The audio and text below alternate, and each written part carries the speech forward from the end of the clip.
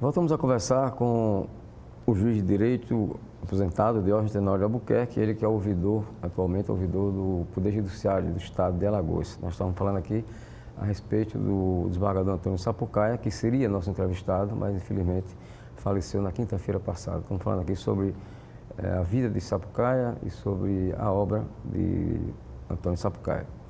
Então, Diógenes, eu teria algumas considerações a fazer a respeito do... Porque é o seguinte, Flávio, o doutor Sapucaia, ele embrenhou-se também na luta pela literatura, né? Ele era sócio efetivo da Academia Alagoana de Letras, sócio efetivo do Instituto Histórico Geográfico de Alagoas e sócio efetivo da Academia Pilarense de Letras. E em todos eles, o Sapucaia recebia muito respeito e a consideração dos seus associados, dos seus integrantes. A presença do Sapucaia era vista como uma coisa muito agradável no seio das academias de letras e do Instituto Histórico. Com relação à academia, tem um fato até interessante. Você sabe que é um primeiro caso, e um caso até inusitado. O Sapucaia renunciou à Academia de Letras. Nas entrelinhas, a turma dizia que teria sido isso talvez a causa do ingresso de alguém que não ia muito com a cara, então pediu afastamento. Mas isso não está registrado nos anais da própria academia, não. Mas ele revelava isso a alguns amigos dele, porque ele defendia que isso, o cara não pode chegar ali por acaso. Você chega à academia, fruto naturalmente do seu trabalho profícuo, da sua luta diuturna pelos conhecimentos que você obtém. E a academia é uma espécie de estandarte da cultura do Estado, né? Então, não é qualquer pessoa que pode chegar na academia. Tem aqueles que devem chegar como letrados mesmo. O cara tem que saber ler. E quando as coisas acontecem um pouquinho diferente, eu acho que foi por aí que o Sapucaia não gostou de uma dessas eleições e caiu fora. Então, Diógenes, aproveitando a sua condição de ouvidor do Poder Judiciário de Alagoas, eu vou mudar um pouquinho, assim, deixar um pouco o doutor Sapucaia de lado, a gente falar sobre assuntos genéricos em relação ao Poder Judiciário. Por exemplo, o Supremo Tribunal Federal, de uns anos para cá, tem recebido muitas críticas, né? Tanto em termos de decisões colegiadas, como em termos do desempenho, do comportamento, melhor dizendo, de alguns dos seus integrantes. O que é que o senhor teria a nos dizer com relação a isso, com relação a essa postura da sociedade em relação ao Flávio, veja Supremo? bem, a sociedade realmente ela é o grande termômetro dessas coisas todas. Não adianta, pode ser Supremo, pode ser Congresso Nacional. Quando você vê a manifestação de descontentamento generalizada com uma dessas instituições, tem alguma coisa que precisa ser aperfeiçoada. Tem alguma coisa que tem que voltar ao seu rumo normal de respeitabilidade. Porque por trás dessas fumaças existe sempre um pouquinho de fogo. Às vezes é o julgador que termina se embrenhando nessa seara da política partidária.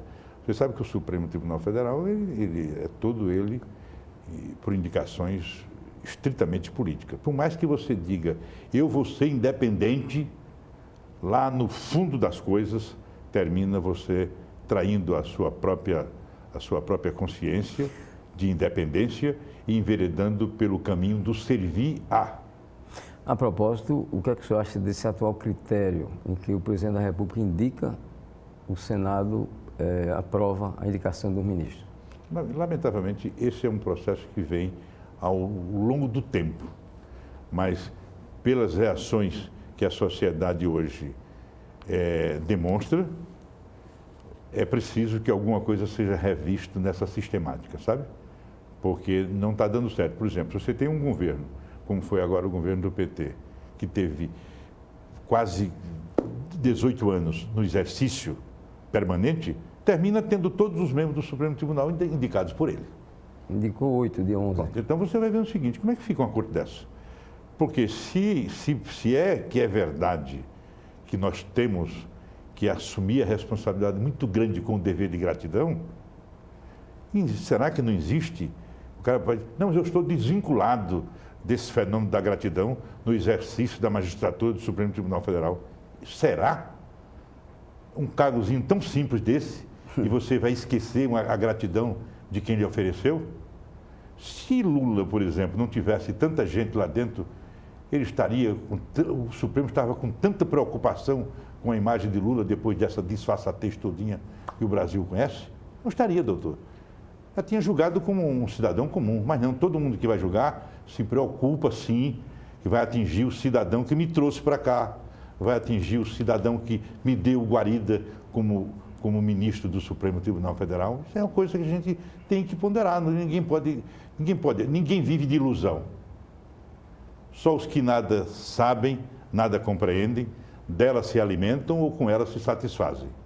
Não adianta dizer que não há gratidão numa situação daquela. Há uma gratidão e que no exercício da gratidão simplesmente desaparece, não digo desaparece, mas se oblitera, destrói pouco a pouco o sentimento de justiça a ser praticado em cada caso concreto daqueles que contribuíram para a chegada desse pessoal no Supremo Tribunal Federal. Eu sou juiz, sou aposentado. O meu critério foi o concurso público. Se eu tivesse sido colocado lá por uma dessas maneiras de chegar fácil, olha, hoje nós temos o quinto constitucional. Era um assunto que eu ia abordar agora há pouco. Nós temos o quinto constitucional. O quinto constitucional está previsto. No próprio organismo jurídico, no próprio ordenamento jurídico, está previsto o quinto constitucional. Já se questiona muito a chegada pelo quinto constitucional, porque o indivíduo teria preso naturalmente a sua liberdade de julgar em algumas circunstâncias. Você imagine o cara chegar direto pela indicação do chefe supremo da nação. Podia ser ele que governo fosse, de Juscelino Kubitschek, que era o mais democrático, até os chamados socialistas. Pode ser quem for. Colocando lá dentro um homem para ser ministro do Supremo, só se ele tivesse direito de colocar um ou dois. Mas ele vai colocar tantos quantos vaguem, né, para os seus preenchimentos. Então, é uma situação que põe a justiça numa situação de desalento, de descrédito em algumas circunstâncias. Eu vi ontem, é evidente que eu não aprovo, os caras queimando até algumas imagens do Supremo Tribunal Federal. E ali, diga-se de passagem, a gente não pode fazer acusação genérica. São grandes estudiosos do direito. Agora, tem, em algumas circunstâncias, dificuldade de aplicar esses estudos, porque a consciência é uma coisa muito séria e ela simplesmente pode ser violada pelo sentimento da gratidão. A respeito do quinto constitucional, o senhor concorda que advogados e membros do Ministério Público integrem colegiados por conta do quinto? Olha, Flávio, a história do Brasil, depois do advento do quinto, ela prova que isso não é uma escolha tão em vão, não. Para você ter uma ideia, um dos ministros mais respeitáveis do Supremo Tribunal Federal, que era o ministro Sepúlveda Pertence, entrou pelo quinto constitucional. Uma voz altamente autorizada. O nosso Marco Aurélio entrou também pelo quinto constitucional. Inegavelmente, é um jurista brilhante, né? Quem duvida da capacidade intelectual de Marco Aurélio? O ministro Barroso também? Ministro Barroso, quem duvida? Né? Então, você tem que verificar essas coisas como sendo uma coisa que não é tão ruim. Agora, eu tenho a impressão que devia ser mudada um pouquinho essa engrenagem da chegada.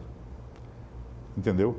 A participação da OAB, através do quinto constitucional, a participação do Ministério Público, nós temos grandes valores, seja na magistratura, seja na advocacia, que podem sim sentar no banco dos tribunais como pares daqueles que lá já estão. Temos.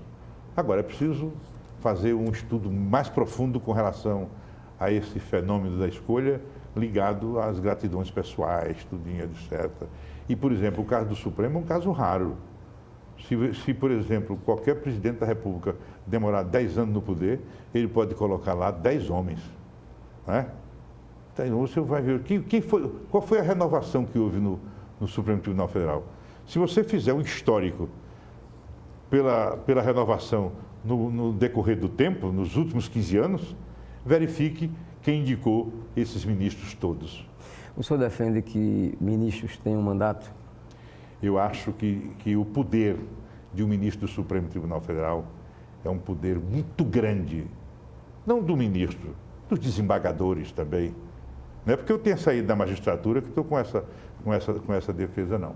Eu acho que haveria, sim, necessidade de ser, no máximo, 10 a 15 anos, no máximo, entendeu? Tem gente ali que entrou cedo, vai passar 40 anos no exercício de mandonismo, olha, indefinível.